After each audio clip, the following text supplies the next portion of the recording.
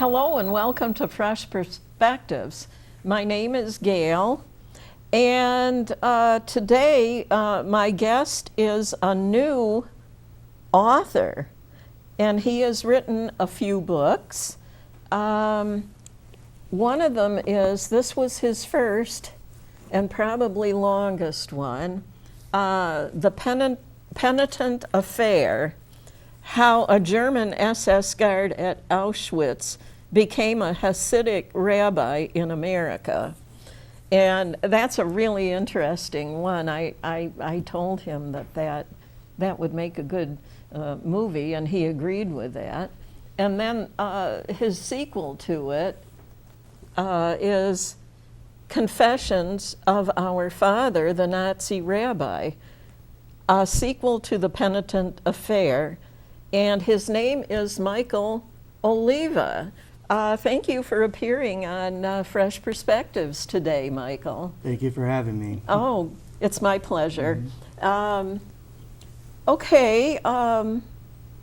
I wanted to ask you, have you always wanted to be an author? No, actually, I've been wanting to either become a doctor, a lawyer, astronaut, or if it's just anything. All little boys' wishes. And it wasn't until December 2020, it was the first year of the pandemic. I was writing this book throughout the year. And because you were sequestered at home. We were, yes. Yeah. And it started out at 13 pages at the beginning of the pandemic, and it ended, at least at the end of 2020, at 154 pages. And I said to myself, reviewing and reading the manuscript, I can do this. I can become a writer. I can definitely make a career out of this. Yeah, it's a really interesting book. I was quite surprised, actually, at how interesting it was. I read right through it, even though it's 450 pages long. I read right through it in just a few weeks' time, reading it here and there during the day. At the beginning of chapter 1, you talk about the main character's genealogy going all the way back to the 1700s, and then went on to talk about how Peter's parents met, etc. You must have had a reason that you went into that family genealogy of, even though it's fiction? Yes, and so the reason for the genealogy was to set the foundation for the story itself that was to come. And in my mind, I always want to start the beginning of a story at the beginning, so meaning the origins of the story itself. In other words, so for at least for his the main character's story, it's his family history, and so that's where I started from. Oh, okay. To give somebody some background yes. to start out with. Okay, and then you went on to talk about his childhood.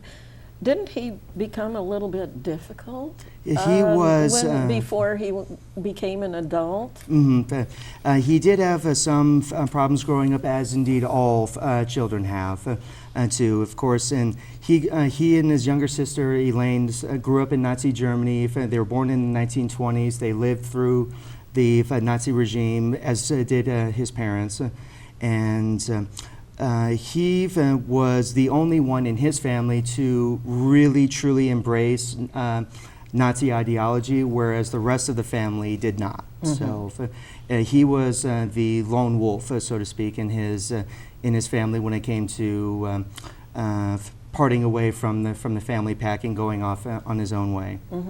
Well, weren't the teenagers sort of required to go to a certain kind of high school? Yes. To be kind of indoctrinated? They were, both boys and girls. It started actually from age 10, starting in 1936. So all boys, starting in 1936, had to be members of the Hitler Youth movement. That was ran by Ernst Kaltenbrunner. He was the head of the Hitler Youth at the time, and so he really had no choice. So by 1936, he was 14 at the time, and he was later taken by two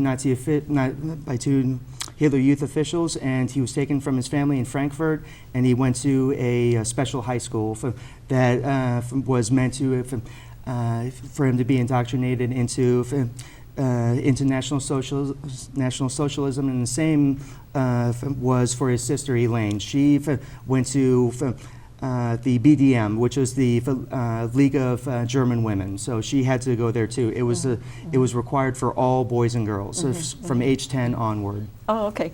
Now, I know that you must have done a lot of research in order to create this book. So I'm kind of wondering, is what you just said about the high schools, is that actually factual? Yes. That Yes. you know that, that's how it was? Oh, okay. So it wasn't like the boys became adults and then decided to become Nazis? No, Basically, they were kind of brainwashed? They were. Every single German citizen that was labeled German after 1935, after the Nuremberg laws, they were to be indoctrinated. Anyone who was deemed not to be a German to be excluded from German society in all forms. So,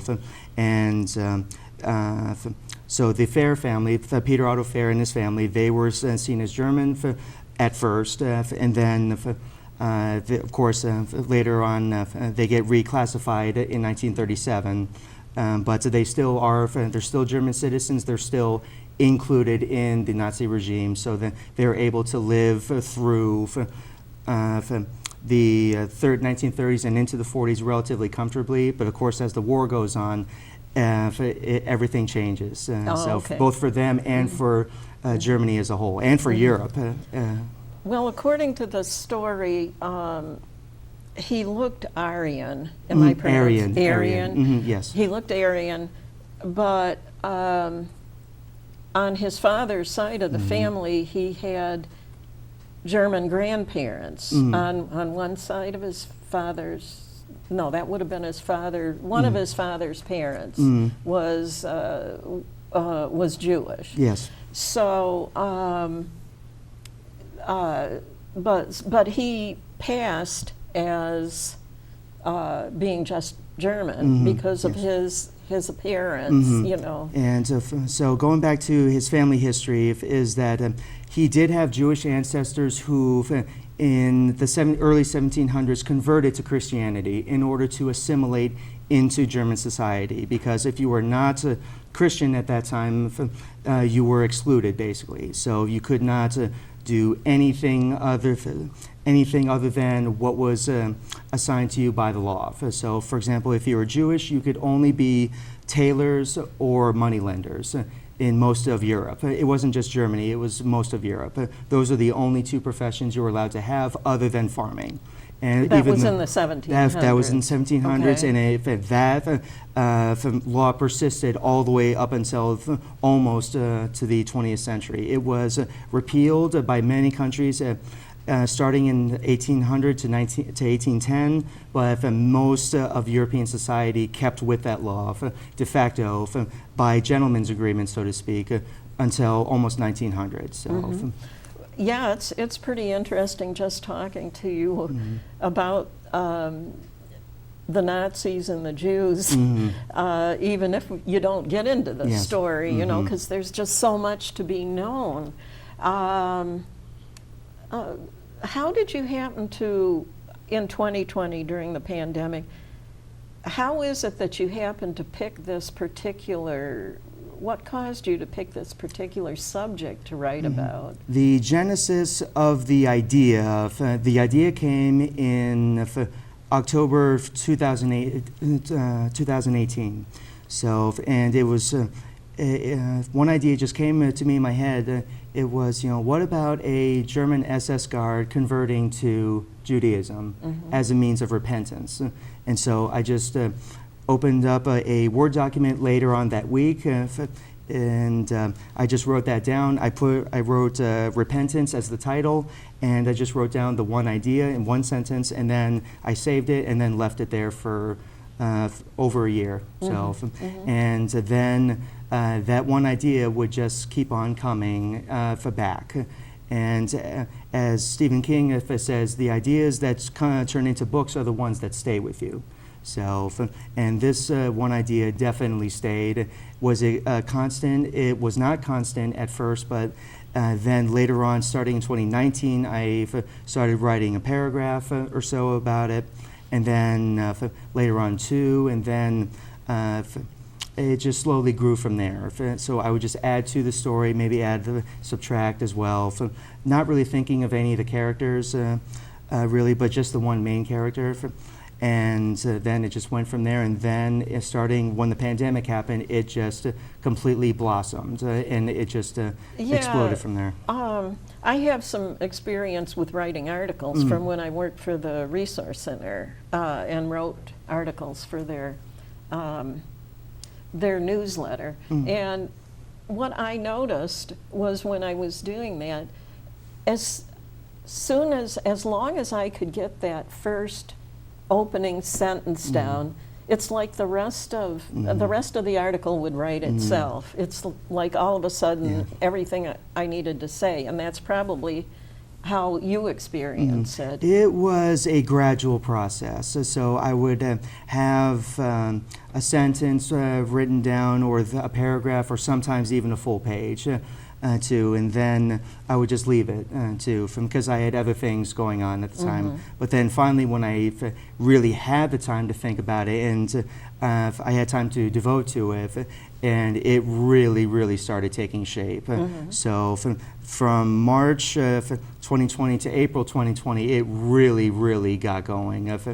And it just blossomed from then on out, and then I spent the rest of the year writing, revising, adding, subtracting, and it was a great, great joy for me. So, and then by the end of the year, it was 154 pages from 13. So I just thought, yeah, I'm going to finish this, and I'm going to make this into a book, and then maybe a movie, go from there. Well, it became, for those of you who haven't read it yet, it became a 450-page book by the time he finished it. So, how did you come up with all the names for all the characters? Did you have a name book? You know, if I were doing it, I would.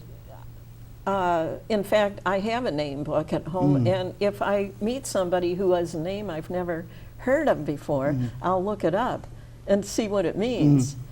So. So how did you come up with all the characters? The names were both a two-tier process. It was both creation and discovery. So if I was to create a character and give that character a name, and I would think about it, of course, to dwell upon it, because at least in Jewish theology, a person's name is the essence of them, basically. So, in other words, your name says it all. It says everything about you. So, and also, I took inspiration either from movies, sometimes also from the Bible as well. The Bible, and also Jewish history too. Oh, yeah. So that was a enormous. The Bible itself was an enormous influence. Same with. Jewish history as well. So for those two were really the biggest influencers. Movies were a relatively minor one as well. So for names of the children, sometimes, at least for the main characters' children, those came from the Bible, and some other times it was from Jewish history. So and also just another thing too, like learning. What Jews name their children, basically. So, like, what do some Jewish families have named John, and others have it's Jonah or Levi or Anna or Rachel, or so it all just came from what are the Jewish names, basically. Yeah.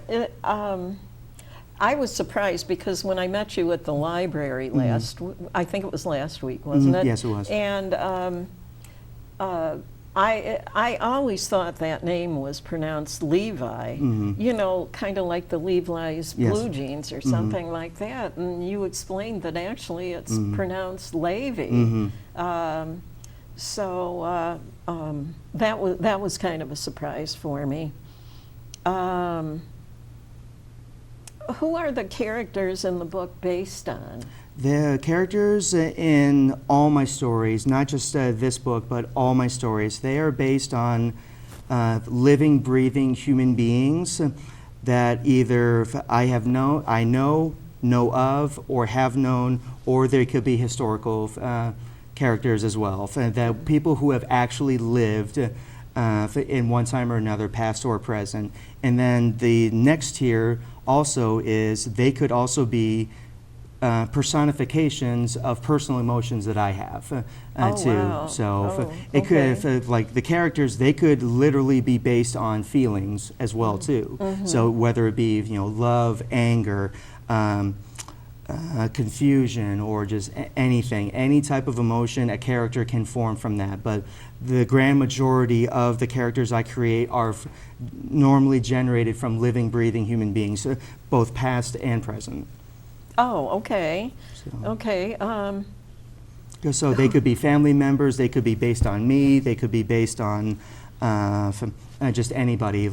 And one little writing secret I will confess is that the main character's father, or all the fathers of the main characters in my stories are always based on me, basically. So I kind of see myself as being the father of the story. So I might as well just make make the father of the main protagonist, whether male or female, based on me. So. Okay. Now, I noticed that you mentioned Peter Otto Affehr as the protagonist. At the beginning, early in the book, when he's a Nazi, he would have been an antagonist. Yes, because that's you hit on a major point in the story, is that the true fact of Peter Otto Affehr is that he is both in this story. He is both the antagonist and protagonist at the same time. So in a way, not only is this a story of self-transformation, it's also a immense story of conflict. And it's definitely man versus himself in this case. So. Well, he had a job at Auschwitz.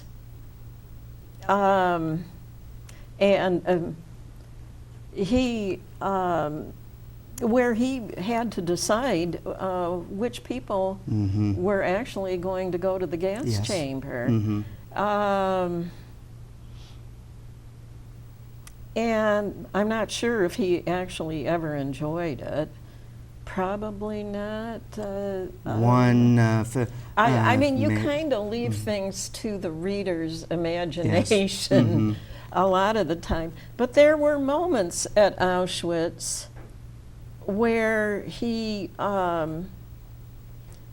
where something didn't feel right to him. You want to talk about that?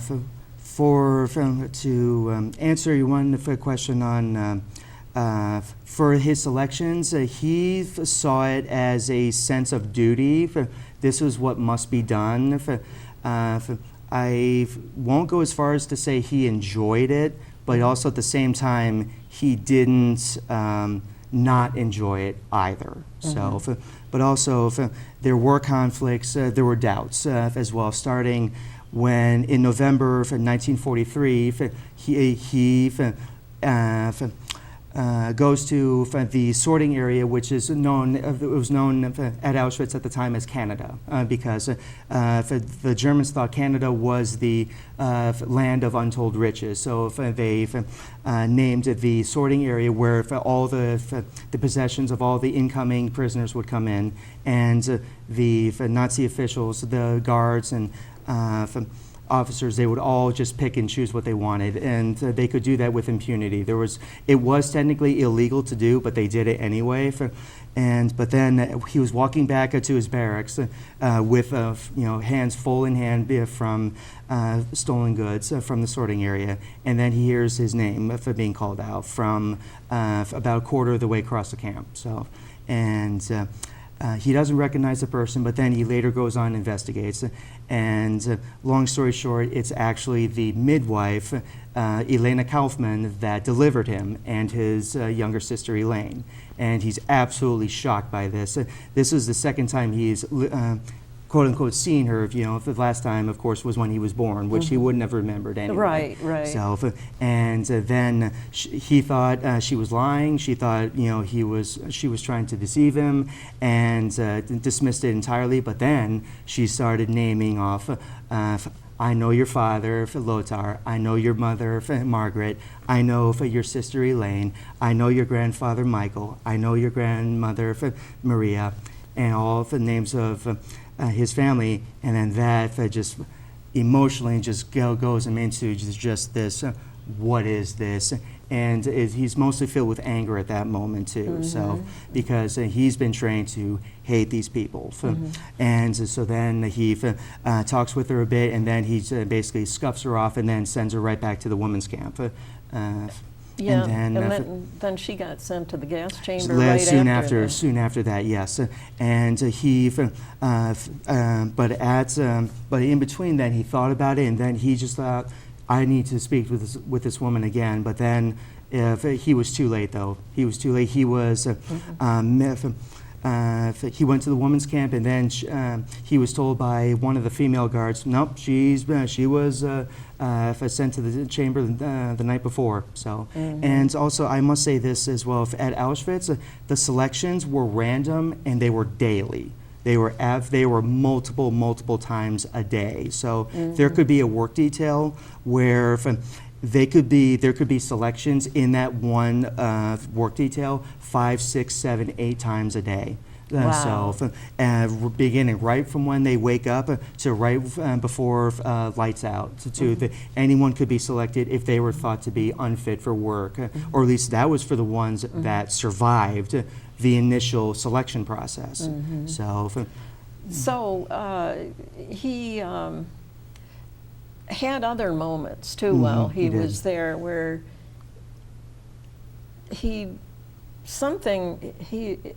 if you could call it a mood, I don't know, where he just something just didn't feel right to him. Like maybe some of the other guards were joking about what they were doing, but it didn't seem funny to him. Yeah. So, and the valuables he was stealing from the prisoners that were brought there, he was sending to his mother and sister to help them to support themselves, to sell or whatever to support themselves. And would you like to tell the viewing audience what his mother was doing with this stuff? It's not written in the book, but what she would do, actually, she would use those stolen goods as both barter and as sort of like an unofficial currency to help the Jews in her area to either hiding them, feeding them, or even to escape to other safe countries. And that's how she became righteous among the nations in 1964. Now, it is not known how his mother died. So all that it was mentioned was that she died in 1945, and nothing else was really mentioned. It could have been a Allied bombing raid that hit Frankfurt. It could have been she could have been arrested by the Gestapo. It could have been just any number of things. Or even natural causes. Yes, even absolutely, natural causes, yes. But you didn't make anything up about it. Because the one thing is that when you write a story, not all the facts come to you, or at least details sometimes are just either left unsaid, or they don't come to you, or even just that realm of mystery, really, because in wartime you do not know all the facts. That's why we call it the fog of war, because we do not know all the facts. We do not, and we will never know the facts. Right. So then something happens. I understand that it's getting towards the end of the war, and he's still at Auschwitz, and there's something about Russians were approaching, and other people were approaching that were enemies of the Nazis, and so they had to evacuate the camp. You want to mention a brief mention of what he decided to do? He decided to not do that anymore, and give a rundown? Sure, of that? absolutely. So, just as the situation in January 1945 was, the Battle of the Bulge was happening in the on the Western Front. So, the British, Canadians, and Americans were coming in from the west, and the Soviets were coming in from the east. So, Germany was fighting a war on two fronts, and on both sides, on both theaters of parts of the war, they had to evacuate everyone and everything. So if they were evacuating all the camps, and they were going to the interior of Germany, which was unoccupied. So the Red Army was advancing very quickly over on the Eastern Front. So in real life, this was Yes, actually absolutely happening, yes. And you added it into your story. Okay. Yes. Okay. And then what the Nazis were doing is then that they would evacuate all the concentration camps. They blew up they destroyed all the gas chambers and the death camps, the ones that remained. In January 1945, it was only Auschwitz that was up and running. Mm-hmm. But then they blew up the 5 gas chambers that were the ones that were built, and then they force marched all the healthy remaining prisoners back west towards Germany. And with Peter's orders, he was actually to stay there at the camp and to execute any of remaining prisoners that were alive but were too weak to march with them. Mm-hmm. He then decided not to do that because the Red Army was only 15 miles away. Oh, wow. That was it. Mm-hmm. They were that close. Mm-hmm. And so then he left.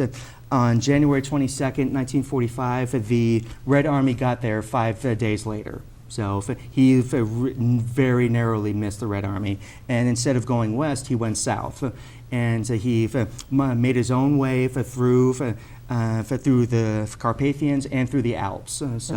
In wintertime too. So that's no small feat. No. And he made his way down to Trieste, Italy.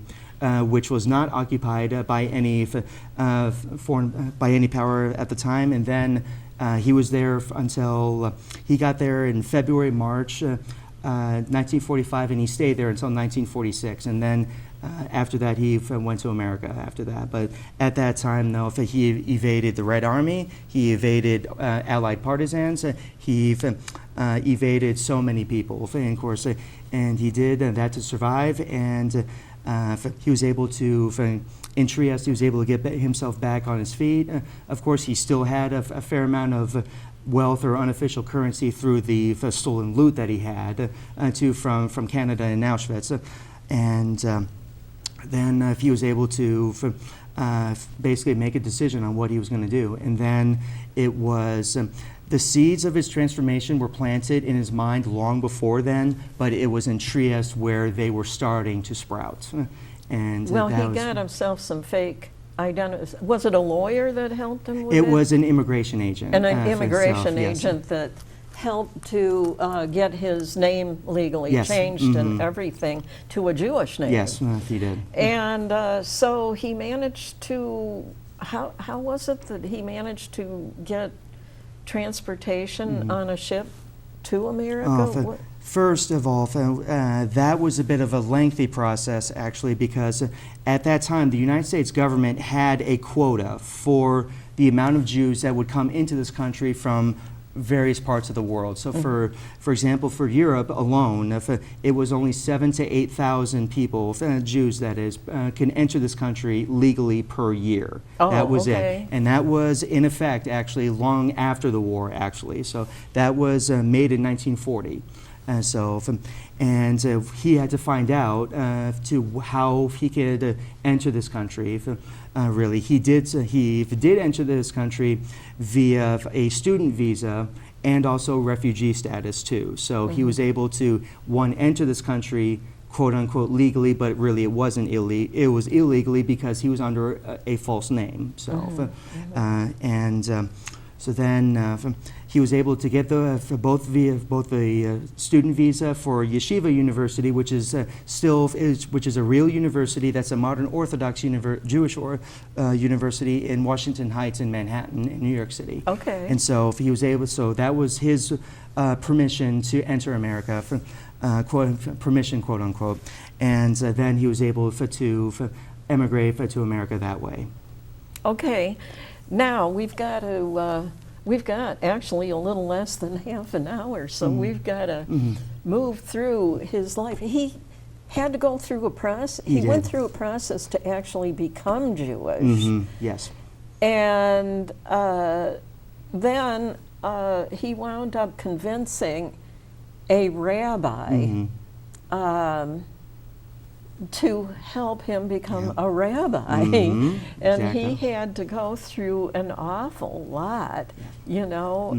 Do you want to say anything about I'll just try to give a condensed part of the process. So converting to Judaism is no easy feat under any circumstance. So even if you're just going to become Yes. Jewish and not a rabbi. Yes. Oh, okay. So and also for now, every Jewish community is different, really. But in order for most Jews to accept you, accept your conversion to Judaism, is that you actually have to have Jewish ancestry on your mother's side, actually, and because according to the Jews, you're not Jewish unless you have a Jewish mother. So he had no Jewish ancestry on his mother's side, so he was rejected 3 times by Rabbi Steiner at first. But then on the 4th time, he was called in by Rabbi Steiner, and then he just interrogated him almost,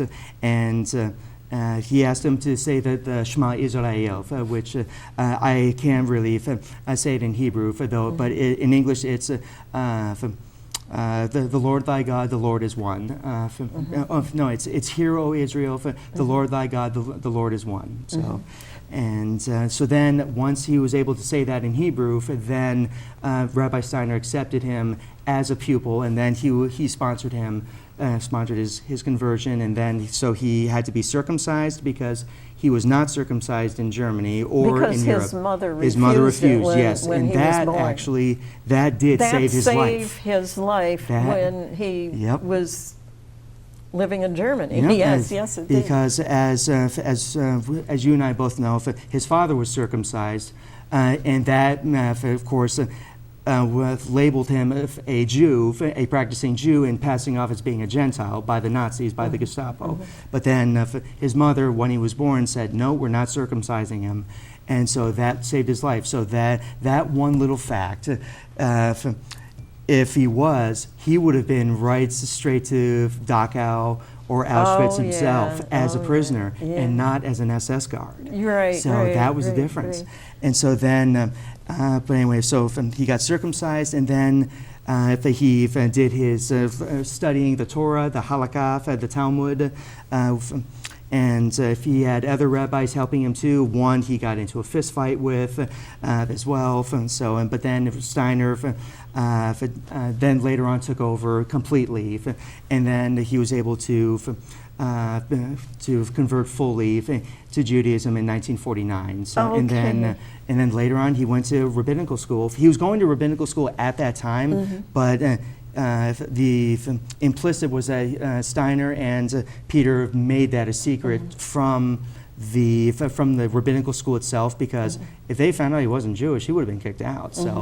But then he went to rabbinical school in Brooklyn. He was ordained as a rabbi in 1953, and then he started being a practicing rabbi in a synagogue, and a beautiful young woman started coming to that particular synagogue where he was working, and they fell in love with each other. Did they get married? They sure did. So anyway, they fell in love and got married before too much longer. And when it came time that they wanted to start a family, she wanted to have children, and he asked her how many.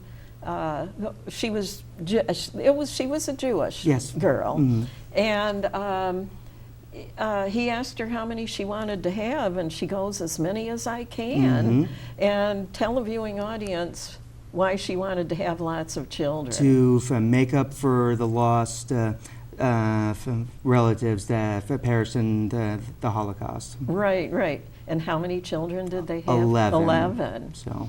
And one of their children actually went on to have 13, wasn't it? Yes, it was Levi, and also this is also in the book. Leah, their seventh child, she went on to have 16 children as well. Oh my gosh! So, oh my gosh! By the time of Peter's death, or Israel as he's known by now, they had 11 children, 97 grandchildren, and 140 great-grandchildren. And that was at the time of his death. That is a big family coming just from starting out with one married couple. Absolutely. And believe it or not, that is not the largest family, actually, that one sees from the Hasidic community. Some families have even more children. I've heard one instance in Australia, one Hasidic family had 20 children. And so it's all for the same reason. It's to make up for the lost loved ones that perished in Europe during the Holocaust. So in reality, Jewish people actually did do that. Yes, absolutely. It's at least the very religious Jews did, the Orthodox, which are the most religious of them. So that would be the modern Orthodox, as they're called, and the what are called so-called Haredi, which are the ultra-Orthodox, meaning they follow all of the commandments of the Jewish law. So. You are so knowledgeable about all of this. Did you also do all of this research during COVID? All of it. You really threw yourself into it. I used what I knew beforehand, but even what I thought I knew, I still researched it completely. The average amount of time, I would say, was about 24 hours of research per page. For each of the pages that you wrote? Yes. Oh my gosh. And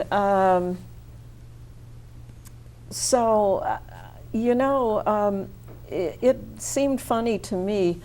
There were certain places in the book, nobody knows that he was a Nazi SS guard at Auschwitz, but it seemed so funny to me because there were times where there was things going on during the book that sort of implicate, there were experiences, and yet people it didn't occur to the people in the story. Do you want to say something? Sure, yes, there's three, what I would call three climaxes in the second half of the book. So the first one is where Eichmann was captured in 1960. That was the very same year, in fact, the very same month, actually, where his family joined the Hasidic community. He and his family went from modern Orthodox to Hasidic, which means they're even more religious and pious than they were originally. So, but Eichmann was captured May 11th, 1960 by Israeli Mossad. He was taken back to Israel and he was put on trial. And that trial was televised around the world. So, and everyone in New York City could just walk down the street and see the trial happening too. And this absolutely terrified him. Absolutely, because right he down the knew bone. he could be the next yes. one to be found out. Because he had a nickname. He did.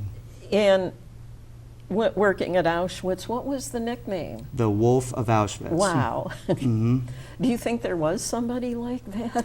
There were absolutely many people who did the exact same thing that he did, but got no special notoriety at all. So, for example, like there were actually some that did have special nicknames. So, for example, Irma Gresa, she was a female guard at Auschwitz. She had the nickname the Hyena of Auschwitz. The Hyena. Yeah, because and she did the exact same thing Peter did. So she would make selections randomly and daily. And in fact, all the guards did. They did it on the tarmac. At the railway junctions, when the people would get out of the cattle cars, they would make selections right then and there. They would make selections in the work details. So they would make selections just in the middle of the night, just dragging people right out, seeing if they were unfit or not. And if they felt unfit, they went straight to the gas chambers. And so So 1960 was definitely a year of tribulation for him. And then when that subsided, well, he calmed down, of course, but then Yeah, a few he was a nervous wreck yes, for a he while. was. Oh, But then it got wound up again. even worse the Yeah, next even time. worse, where they were actually getting suspicious of rabbis because they figured maybe, and they were looking at hit for him in particular. Yes. Yes, they were.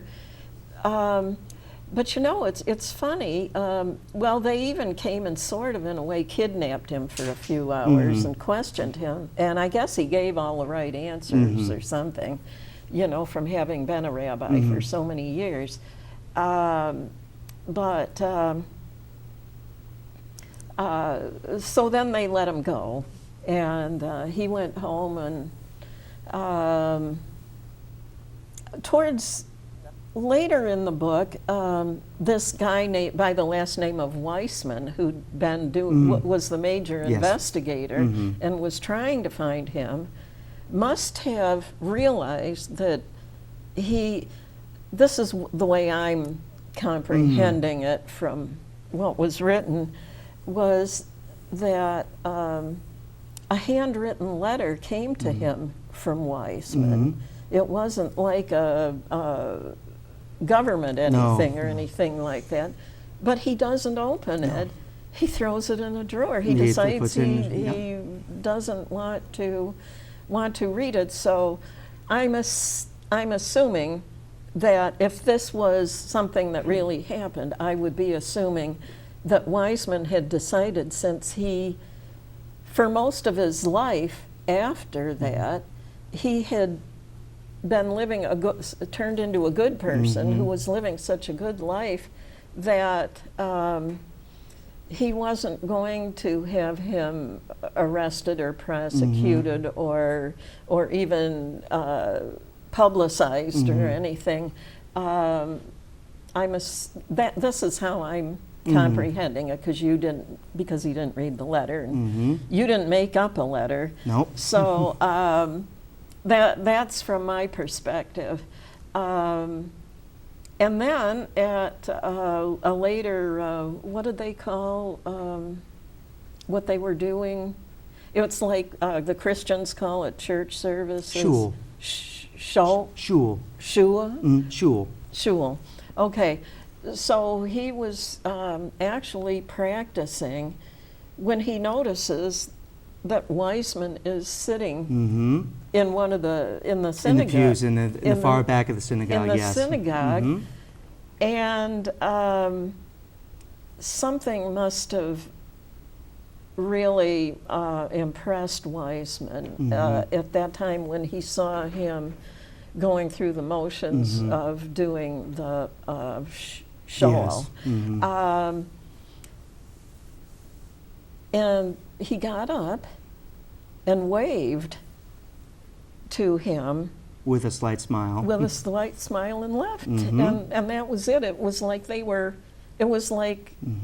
he decided he was a good person, and he was, and he wanted him to know it.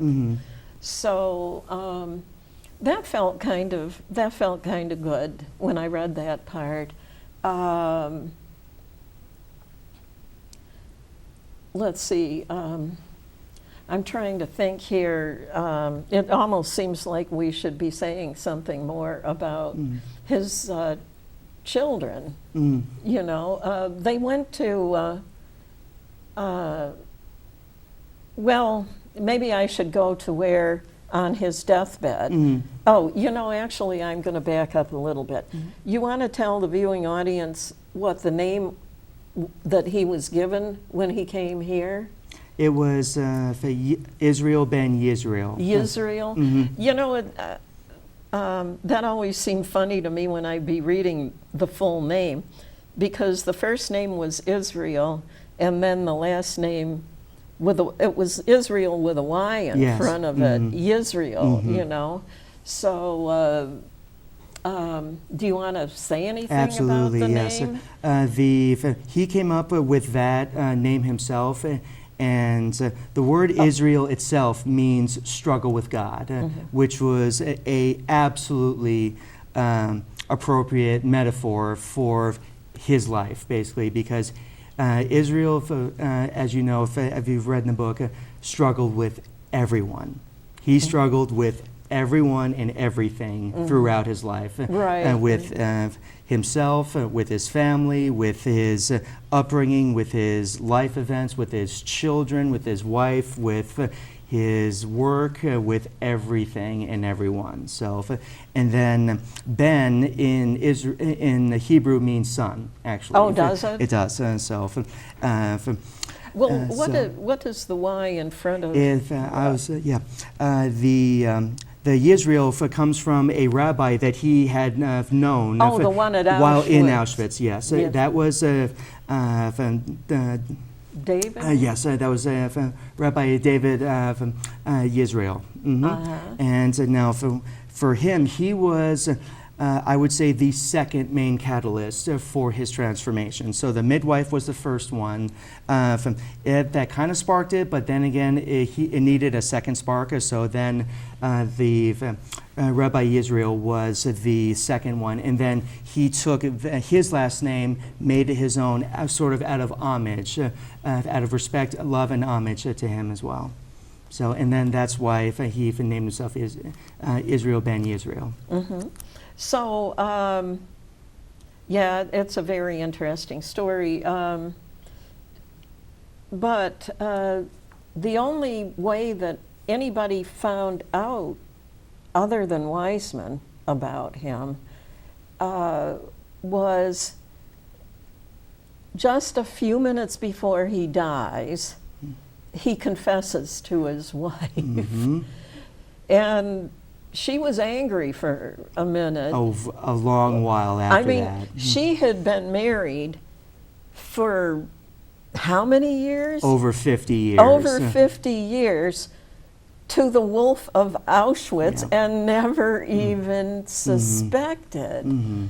You know, but anyway, then she goes on.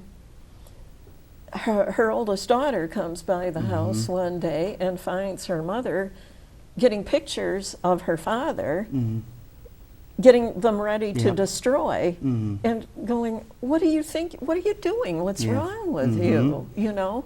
So would you like to tell what happens from that? Their oldest child is named Abigail, and of course by that time she's in her late 40s or so. She has 8 children of her own self, and 4 of her youngest children are with them, with her and her mother, their grandmother, that is. And Moira, she's cleaning the house, keddushing the house, as they would call it. And she's putting pictures and just other various memorabilia in boxes, and then just probably shipping them out to either be destroyed or to storage, whatever. And she goes, Mama, why are you doing this?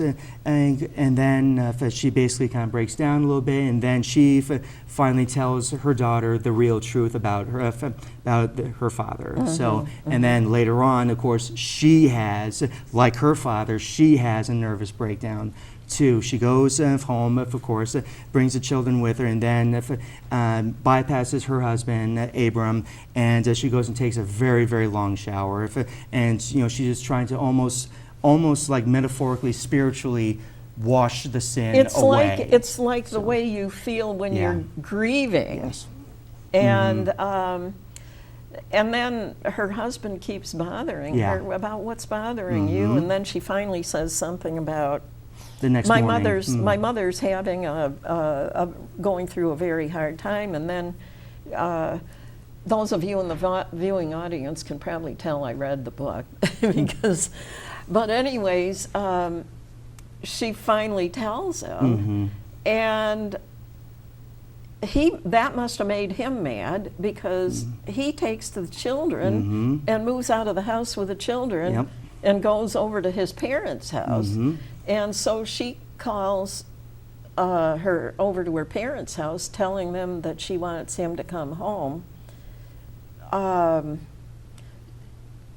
then the mother-in-law is curious of what the heck's going on, and so she tells the truth to her mother-in-law. So then it starts getting gossiped about, and then what happens? Implosion. I mean, then it is just Israel had done exactly what his ancestor Jacob, later renamed Israel as well, did exactly what his ancestors have done. He passed on the struggle, his own struggles, to his own descendants, to his own children. And if he hadn't told his wife, nobody'd have ever known. Nope. Could they have found out later on? Yeah, probably, or possibly. But he was, why he did it will never be completely understood. But then again, at the same time, do human beings do rational things? Especially not when they're a few minutes away from dying. And what I've at least what I got out of it was the truth tormented him his entire life. He wanted to confess to get that torment out, and to confess in order to get it off his shoulders, because he had literally lied to his wife and his family. He lied to everybody. He fooled everybody. He fooled everyone. I know. Including the United States government. You do not get away with that normally. So, and not once, but twice. So that is a major feat in itself. But then again, that's not something you should pursue either. But that was what I got from it. He wanted to just to tell the truth, to get it, to relieve that torment. But little beknownst to him, he didn't think of it though, but he had just sown the seeds for immense struggle for his family later on. And it spills over into a second book. And of course, later on in this book, and then later on into the second book. Yeah, that's the second book. I'm looking forward to reading it, but I've had to take a break to read a couple of other books that I'm having to read for a couple of future interviews that I'm going to have to do. So, but anyway, they wind up getting excommunicated. Yes, by not the first Kobover Rebbe, but the succeeding one, who it is said in the book as well that Rabbi Moshe, Rebbe Moshe, and Rabbi Israel did not see eye to eye on things.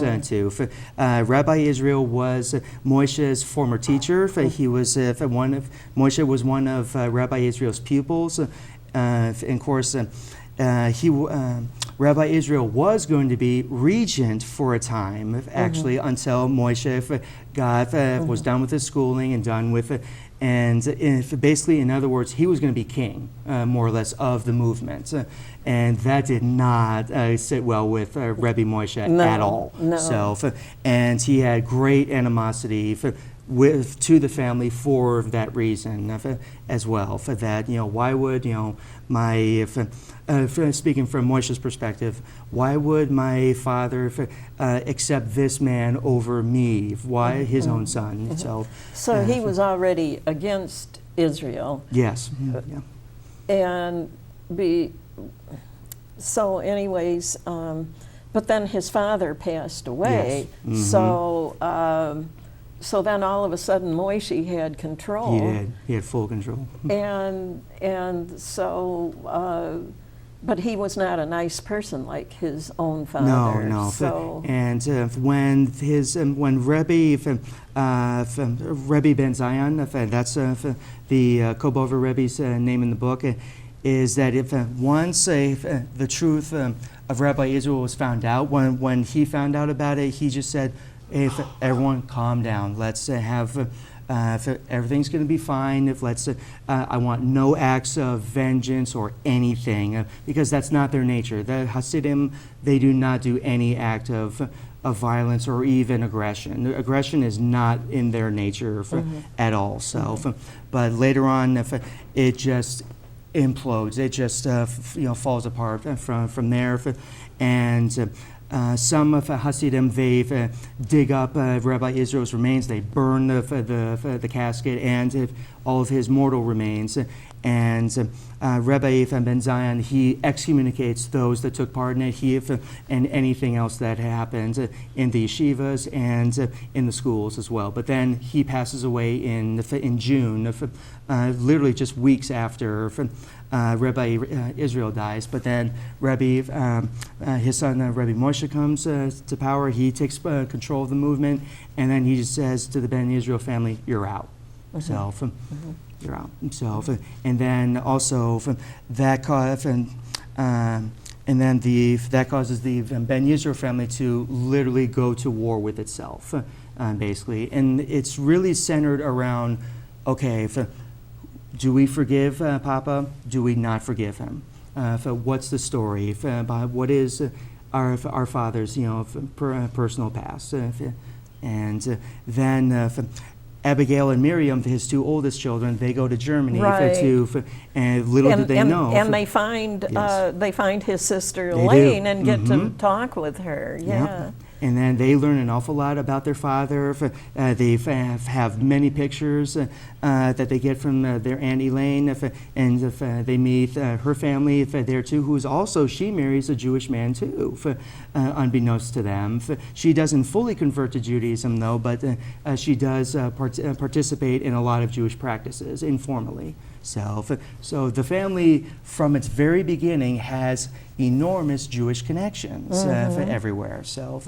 And then they return back. They come back to from Germany back to New York City, to Brooklyn, to Borough Park in Brooklyn, and then they tell their siblings and mother everything that they found out from their aunt, and then the book ends there. So at least the first book ends there.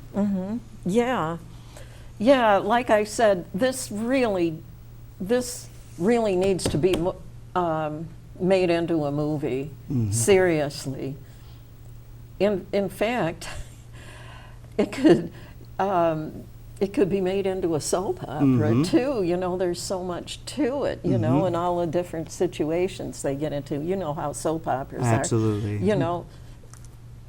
They just have problems all the time in the soap operas. Yes. I mean, I just with this book is not one family is free of problems or struggles or disagreements. So what is true in one family is true for all, and to a great extent. And it's all about how we respond and react to the events of all of the family life and all of our individual lives too. So what's true in a Christian family is true in a Jewish family or an atheist family or a Muslim family, or because all of the human experience is universal. We all experience the same things at one time or another, in different circumstances, but our experiences are all the same. We are all the same. Yes. Well, this has been such an interesting conversation, but we've come to the end of another episode of Fresh Perspectives, and I thank you so much for appearing today on Fresh Perspectives, and I will see those of you in the viewing audience when I do the next episode.